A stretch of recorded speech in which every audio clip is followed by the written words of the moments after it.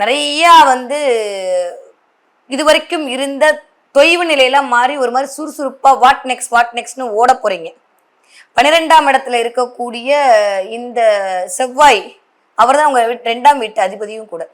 இந்த 2ஆம் வீட்டு அதிபதி 12ஆம் வீட்டில் இருக்கிறது, நடுவில் இந்த துலாம் வந்து இருக்கிறது அப்படின்றது நிறைய வந்து நீங்க வந்து உங்களுடைய வருமானத்திற்காக பயணங்களை மேற்கொள்ள வேண்டிய காலநிலைகளை உங்களுக்கு உண்டாக்கி கொடுக்கும். தூங்க கூட முடியாம எப்படி முன்னேறலாம், ரஜினி மாதிரி ஒரு பாட்டில் எப்படி முன்னேறலாம், ஒரு நாள்ல எப்படி முன்னேறலான்ற மாதிரி நிறைய வந்து அப்துல் கலாம் வார்த்தையெல்லாம் இப்பதான் காதுல கேட்கும்னா பாத்துக்கோங்களேன். கனவு காணுங்கள் கனவு காணுங்கள்னு சொன்னா இப்பதான் உட்காந்து கனவு காணுங்க எல்லா படுத்து விட்டத்தை பார்த்துட்டே இருப்பீங்க, தூங்க மாட்டீங்க. ஸோ செவ்வாய் வேற அந்த இடத்துல உட்காந்துருக்காருன்ற போது தூக்கம் அப்படின்ற இடத்துல நிறைய சிந்தனைகள் மேலோங்கும்.